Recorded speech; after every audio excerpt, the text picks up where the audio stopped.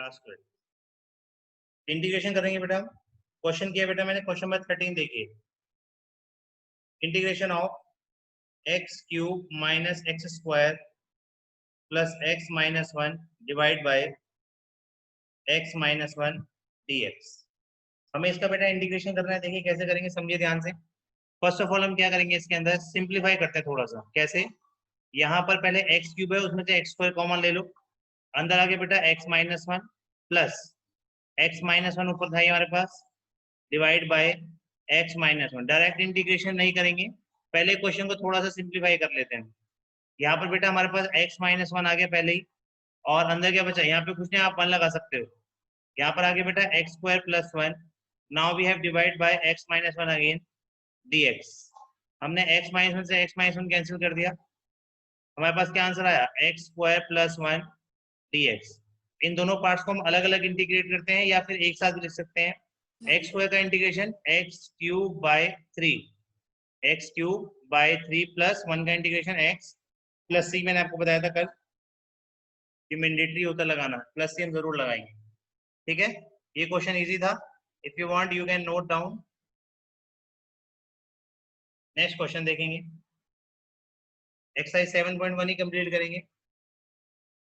उसमें है हमारे पास नेक्स्ट क्वेश्चन, क्वेश्चन नंबर 16 देखिए। सब इजी क्वेश्चन है, आप पढ़ेंगे तो आपको समझ में आ जाएगा। क्वेश्चन नंबर 16 देखिए, 2x minus 3 cos x plus e raise to the power x dx। यहाँ पे 3 अलग अलग फंक्शंस हैं, हम तीनों को स्प्लिट कर सकते हैं। अगर स्प्लिट नहीं करना चाहते हैं तो मैंने आपको बताया था डायरेक्ट भी करो, कोई प्रॉब्लम नहीं है, कभी नंबर नहीं कटते इस चीज के। तो पहले ये स्प्लिटिंग फंक्शंस होते हैं, एक्सप्लिसिट फंक्शन बोलते हैं इनको।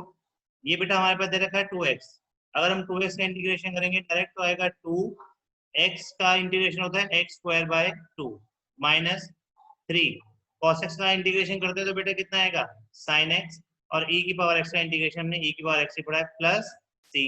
ये हमारे पास क्या आ गया, आंसर आ गया। ये भी इजी पार्ट था हमारे पास। ठीक है, थोड़ा थोड़ा ट्विस्ट लेंगे। क्वेश्चन नंबर 19 अब देखेंगे, क्वेश्चन नंबर 19 कैसे होता है।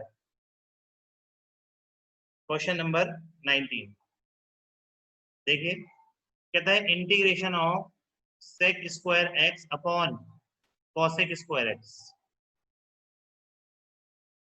dx। ये हमारे पास दे रखा है sec square x upon cosec square x। Trigonometric function आपको तभी समझ में आएंगे जब ट्रिग्नोमेट्रिक समझ में आएगी। अब sec स्क्वायर x को अगर हम पहले हम क्या करते हैं, साइन कॉस में कन्वर्ट कर लेते हैं, तो बेटा न्यूमरेटर का पार्ट हो गया 1 upon cos square x divide by cosec square x होता है 1 upon sin square x, 1 upon sin square x dx। Now क्या करेंगे, फर्स्ट पार्ट को 4 से मल्टीप्लाई करते हैं बेटा, सेकंड को थर्ड से। न्यूमरेटर में आ गया बेटा sin square x upon denominator में आ गया cos square x dx। sin upon cos हमने पढ़ रखा है कितना होता है tan स्क्वायर x, लेकिन tan स्क्वायर x का कोई भी डायरेक्ट इंटीग्रेशन नहीं होता। ठीक है, tan स्क्वायर x का डायरेक्ट कभी भी इंटीग्रेशन नहीं होता। तो जो tan स्क्वायर x से कन्वर्ट करना पड़ता है, इसका फॉर्मूला ओपन करना पड़ता है। क्या फॉर्मूला होता है इसका, sec square x minus 1 dx, sec square x minus 1 dx। लेकिन sec स्क्वायर x का हमने पढ़ रखा है डायरेक्ट इंटीग्रेशन। क्या होता है sec स्क्वायर x का, हमने पढ़ रखा है कि sec स्क्वायर x का अगर हम इंटीग्रेशन करते हैं तो tan x आता है। कल मैंने आपको फॉर्मूला में समझाई थी वाली बात, क्योंकि tan x का डिफरेंशिएशन sec स्क्वायर x होता है इस वजह से। तो यहाँ पर कितना आ गया हमारे पास tan x, और 1 का इंटीग्रेशन करते हैं तो x आएगा प्लस c। ये आपका आंसर आ गया। मतलब आपको ट्रिग्नोमेट्रिक फॉर्मूलाज को अपने आप कन्वर्ट करना है। ट्रिग्नोमेट्रिक फॉर्मूलाज को आप कन्वर्ट करेंगे, आपका आंसर आ जाएगा। क्वेश्चन नंबर देखिए 20th क्वेश्चन में देखिए, integration of what, integration of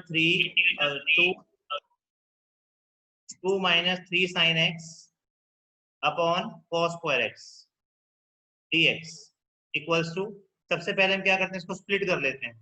2 upon cos square x minus 3 sin x upon cos square x। ये स्प्लिट हो गया बेटा हमारे पास। ठीक, ये स्प्लिट होने के बाद जो हमारे पास न्यूमरेटर का पार्ट आएगा 1 2 अपॉन cos है ना, इसे कन्वर्ट कर लेंगे हम। कैसे, 1 अपॉन cos क्या होता है sec, तो 2 क्या आ जाएगा बेटा sec square x minus 3 sin upon कितना है हमारे पास cos स्क्वायर x। तो देखो ध्यान से समझो क्या करेंगे। यहाँ पे लिखा है बेटा साइन, इसको दो बार स्प्लिट कर दो। कैसे? cos x और cos x। तो साइन अपॉन कॉस तो बन गया 10 और 1 अपॉन कॉस जो था बन गया sec। तो आंसर आ गया 10x एंड sec x। अब इन दोनों का ही इंटीग्रेशन हमने पढ़ रखा है। क्यों? क्योंकि ये वाला पार्ट होता है किसका? 2। ये तो भी पढ़ा हमने 10x का। और हमको पता है कि जो sec x था, sec x का डिफरेंशिएशन 10x sec x होता है। तो 10x sec x का इंटीग्रेशन क्या होगा? sec x। sec x और साथ में 3 है वो भी लगेगा प्लस 3। ठीक है, हमने एक एक पार्ट का यहाँ पे इंटीग्रेशन सीखा है कि cos का किस तरह से किया हमने। पहले डिनोमिनेटर में था तो उसको सिंप्लीफाइड कैसे किया हमने, उसके बाद हमने इसका cos का सिंप्लीफाइड कैसे किया। ठीक है, वो सब चीजें अब आगे देखेंगे बेटा। नेक्स्ट क्वेश्चन, ये हमारे पास जो क्वेश्चन था क्वेश्चन नंबर 20 मीन 7.1 के हमने 20 तक क्वेश्चन कर लिए। उसके बाद जो 21 और 22 है, अब देखो अगर मैं आपको क्वेश्चन नंबर 21 समझाता हूँ तो उसमें स्क्वायर नहीं लग रहा। लास्ट क्लास में तो हमने एक स्क्वायर वाला क्वेश्चन किया था। 21 क्वेश्चन नंबर 21 में कहता है बेटा root x plus 1 by root x का इंटीग्रेशन dx। अब क्या करेंगे इसको बेटा, पहले इनकी पावर्स में कन्वर्ट कर लो। सबसे इजी तरीका है इनकी पावर्स में कन्वर्ट कर लो।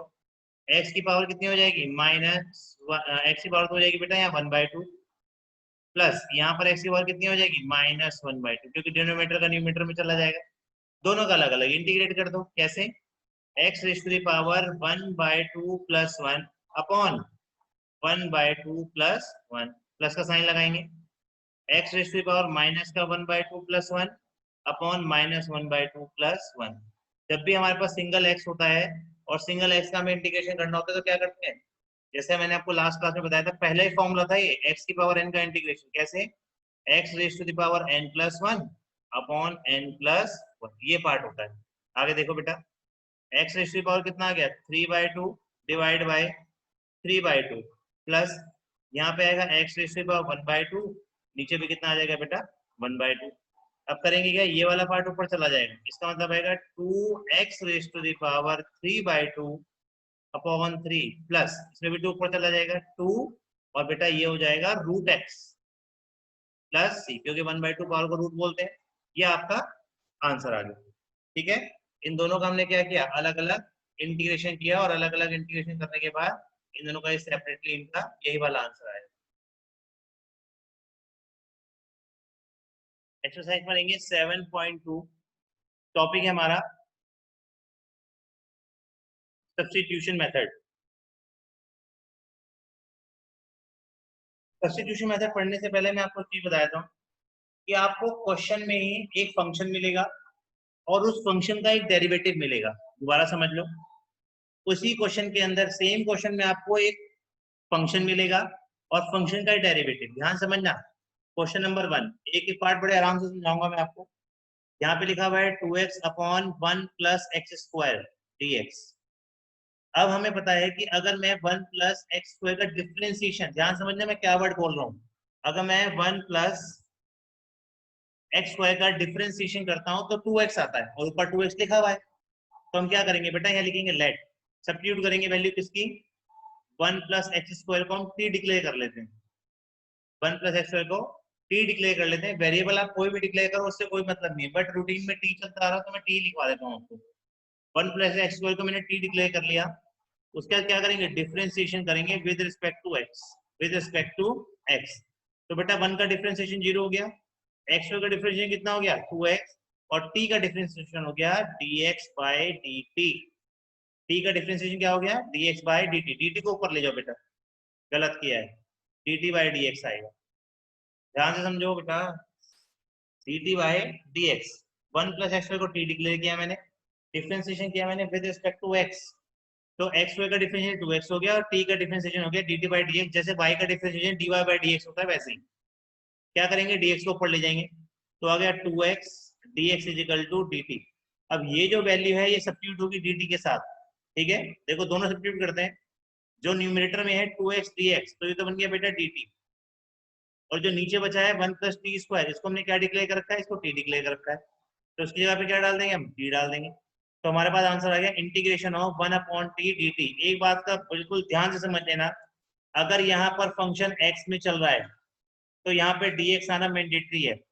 अगर यहाँ पे फंक्शन t में चल रहा है तो यहाँ पे dt आना जरूरी है। ऐसा कभी भी नहीं होगा, यहाँ पे मुझे मैं 1 मल्टीप्लाई कर देता हूँ, थोड़ा आसानी रहेगी आपको।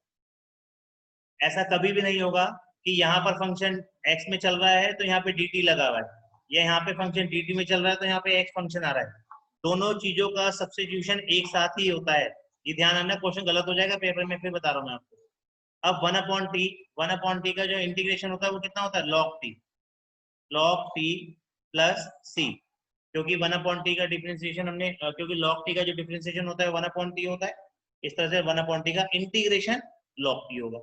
अब यहाँ पे क्या करना है, t की वैल्यू में सब्स्टिट्यूट करनी है। अब t के लिए कैसे सब्स्टिट्यूट होगी, लिखेंगे log t की वैल्यू कितनी है, 1 + x² + c। This is the final answer of question number 1 exercise 7.2। Question number 2 ही लो पहले। क्वेश्चन नंबर 2 में कहता है बेटा integration of log x upon x, ऊपर log x का स्क्वायर है और यहाँ पर हमारे पास dx।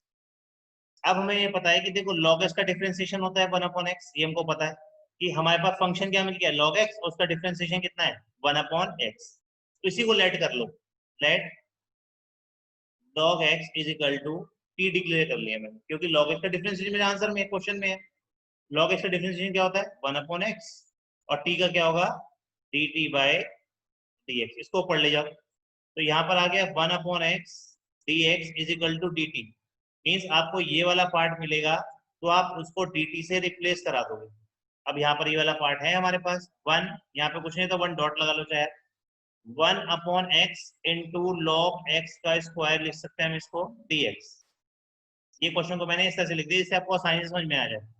1/x और dx, ये दोनों के दोनों पार्ट को हटा के क्या लगाएंगे dt, ये लगा दिया बेटा मैंने dt, और log s को रिप्लेस करेंगे किससे, log s को t से रिप्लेस करना है, तो आंसर आ गया यहाँ पे t²। अब तो क्वेश्चन छोटा बन गया। अब t² का अगर मैं इंटीग्रेशन करूंगा तो आंसर आएगा t⁻³ + c। ये t के रेस्पेक्ट में सारा इंटीग्रेशन हो रहा है, बट यहाँ पे लास्ट में t की वैल्यू सब्स्टिट्यूट करनी है जो ओरिजिनल वैल्यू है। तो now the final answer is log x⁻³ + c। ये हमारे पास फाइनल इसका आंसर है।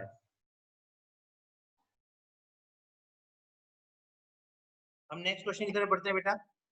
जैसे हमने क्वेश्चन लिया क्वेश्चन नंबर 5, क्वेश्चन नंबर 5 देखो, integration of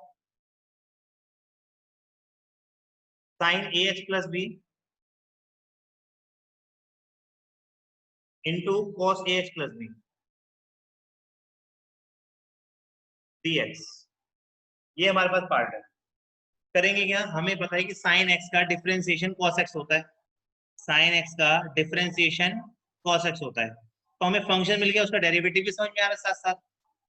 sin ax + b को हम for the timing t declare कर लेते हैं by using substitution method.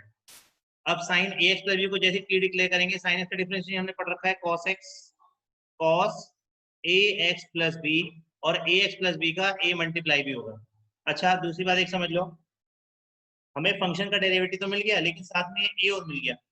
a यहाँ पर कांस्टेंट है, इससे लेने से कोई दिक्कत नहीं है। मतलब सब्स्टिट्यूशन मेथड में अगर आपके पास कोई भी कांस्टेंट वैल्यू मल्टीप्लाई हो रही है तो उससे कोई इफेक्ट नहीं पड़ता, क्योंकि वो तो बाहर ही आ जाती है। हमने पढ़ रखा है कि कांस्टेंट वैल्यू अगर मल्टीप्लाई में है तो उसको बाहर रखो और इंटीग्रेट कर दो उसको। हमने यहाँ पे क्या किया, sin ax + b को t डिक्लेयर किया, डिफरेंशिएशन किया हमने किसके रिस्पेक्ट में, विद रिस्पेक्ट टू t, गलत, विद रिस्पेक्ट टू x। तो यहाँ पे आएगा sin ax + b, और ax + b का अगर हम इस वाले पार्ट का इंटीग्रेट करते हैं तो a आ गया डिफरेंशिएशन।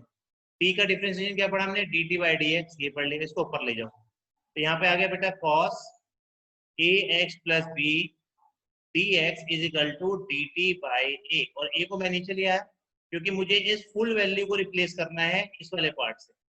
कैसे करेंगे अब देखिए जरा, ये वाला पूरा का पूरा पार्ट रिप्लेस होने को तैयार है किससे, dt/a, और स्टार्टिंग में क्या है sin ax + b, जिसको आप ऑलरेडी t डिक्लेयर कर चुके हो। तो बेटा यहाँ पे t जो है वो कांस्टेंट नहीं है क्योंकि उसको मैंने एक वैल्यू असाइन करा रखी है, लेकिन यहाँ पे a कांस्टेंट है। 1/a को बाहर ले लेंगे, इंटीग्रेट क्या करेंगे t dt, इसका आंसर आपको पता है t² / 2 + c, साथ में a चल रहा है उसको चलने दो। अब यहाँ पर हमारे पास क्या आ गया, ए, टी की वैल्यू पुटअप कर दो। टी की वैल्यू कितनी है, sine square a x plus b divide by 2 plus c, that is your answer. ये हमारे पास इसका आंसर सर निकल, ए अपॉन में नहीं होगा? ठीक है, 1 बाय ए होगा। हम 1 बाय ए कर लेंगे तो नीचे 2 आ जाएगा। नाउ बेटा, no, now we will move with the next question. Next question पढ़ेंगे बेटा। नेक्स्ट क्वेश्चन में देखिए, हमारे पास एक क्वेश्चन आया, क्वेश्चन नंबर 7 ही करते हैं। क्वेश्चन नंबर 7 हमसे कहता है integrate of x under root x plus 2 dx, under root x plus 2 dx। अब यहाँ पर अगर मैं फंक्शन डेरिवेटिव ढूंढूंगा बेटा कि फंक्शन है डेरिवेटिव है, लेकिन यहाँ पे x का तो हमारे पास डेरिवेटिव होता है 1 और x प्लस 2 का 1 होता है, वो यहाँ पर है ही नहीं। अब मेरे को चाहिए कि ये x किस तरह से अंदर मल्टीप्लाई हो जाए, लेकिन वो पॉसिबल नहीं है। पॉसिबल भी है लेकिन वो थोड़ा लंबा पड़ेगा हमारे पास। हम क्या करते हैं, x प्लस 2 अगर मैं अंदर वाले को t डिक्लेयर कर लेता हूँ तो उसका डिफरेंशियल 1 आएगा, 1 तो यहाँ पे है ही नहीं, तो हम 1 मल्टीप्लाई कर देते हैं। यहाँ पे 1 को मल्टीप्लाई करने पे कोई इफेक्ट नहीं पड़ेगा, बट हमारा क्वेश्चन सॉल्व हो जाएगा सही तरीके से। कैसे बेटा, लेट कर लिया मैंने कि x plus 2 is equal to t है। जैसे मैंने x प्लस 2 को t डिक्लेयर किया, इसका डिफरेंशिएशन किया, तो यहाँ पे तो खाली इसका 1 आ गया, इसका 0 हो गया, तो यहाँ पे तो 1 आ गया एक तरह से। इक्वल्स टू ये कितना आ गया, dt बाई dx, dx को ऊपर ले जाओ, तो dx की वैल्यू सिर्फ dt ने रिप्लेस कर दी। ये हम कह सकते हैं 1 भी चाहे आप सॉल्व करना चाहो तो इस तरह से लगा दो आप, जिससे कि आपको क्वेश्चन करने में दिक्कत ना हो कि वैल्यू कौन कौन सी किस किस पार्ट में सब्स्टिट्यूट हो रही है। चलो ठीक है, वेरी गुड। अब हमने क्या किया बेटा, 1 into D x, 1 into D x D T को रिप्लेस करेगा। इसने डी टी को रिप्लेस कर दिया, मतलब एक तो ये वाला पार्ट रिमूव हो गया, एक 1 इंटू वाला पार्ट रिमूव हो गया। अब मुझे ये पता है कि अंदर पूरा का पूरा फंक्शन जो होता है वो टी वाला होना चाहिए। अंडर रूट इस वाले पार्ट को मैं टी डिक्लेयर कर चुका था, ये तो टी आ गया, बट अब रह गया एक्स, ये एक्स अकेला रह गया। अब यहाँ पर इस ये वाला पार्ट हमने t को रेस्पेक्ट में रिमूव कर दिया, 1 इंटू डी एक्स टी के रेस्पेक्ट में आ चुका है, रह गया सिर्फ x। x की वैल्यू को भी t के रेस्पेक्ट में लाने के लिए हमें इस वाले पार्ट में से x की वैल्यू को निकालना पड़ेगा। तो हमारे पास x की वैल्यू आ गई t माइनस 2। जैसी x की वैल्यू t माइनस 2 आई, मेरा पूरा का पूरा function as per the answer requirement convert हो गया t में। क्योंकि ये जो dt है ये एक बैरियर होता है फंक्शन को अंदर किसी और पार्ट में लाने से। कोई और वेरिएबल का फंक्शन डिक्लेयर नहीं होगा, सिर्फ t का ही फंक्शन डिक्लेयर होगा। यहाँ पर आ गया t माइनस 2 रूट टी। अब इसको मल्टीप्लाई कर लो।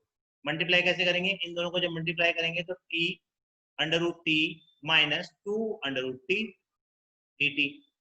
इंटीग्रेशन ऑफ बेटा ये हो गया t rest to the power 3/2 minus 2 t rest to the power 1/2 d t. ये वाला पार्ट आ गया हमारे पास। अब हम क्या करेंगे, t rest to the power 3/2 minus 2 t rest to the power half, तो क्या करेंगे, दो लोग अलग अलग इंटीग्रेट, तो यहाँ पे t rest to the power 3/2 plus 1 upon 3/2 plus 1 minus 2 t rest to the power half plus 1 upon half plus 1 plus c। ये हमारे पास आंसर आ चुका है। जैसे इंटीग्रेशन का साइन आप लीव करते हो वैसे प्लस सी लगाना जरूरी होता है, फिर बताया था मैं।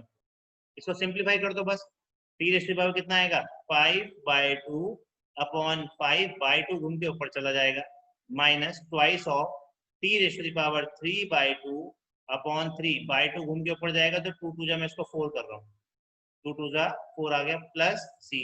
अब जो भी बेटा टी की वैल्यू थी उसको बाइजत पुटअप कर दो, 2 ब्रैकेट टी की वैल्यू थी x plus 2 raised to power 5/2 divide by 5 minus 4 t की वैल्यू थी x plus 2 raised to power what 3/2 divide by 3 plus c।